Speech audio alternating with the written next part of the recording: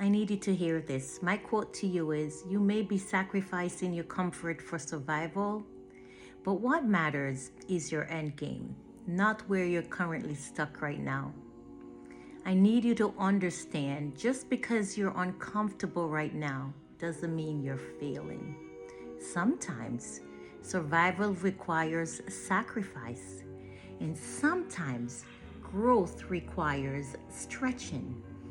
Where you are is temporary. What God is building in you is eternal. You may feel stuck, but you're not stranded. You may feel delayed, but you're not denied. Hold on to God in this season. I am. A few weeks, a few months from now, you will look back and say, "Thank you, Lord. You were preparing me." Psalms 30, verse 5 says, "Weeping may endure for a night, but joy cometh in the morning."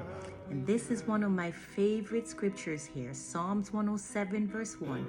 "Oh, give thanks unto the Lord, for he is good, for his mercy endureth forever." Your story is not over. This is just the middle, not the end. My friend, love God first and yourself. Peace.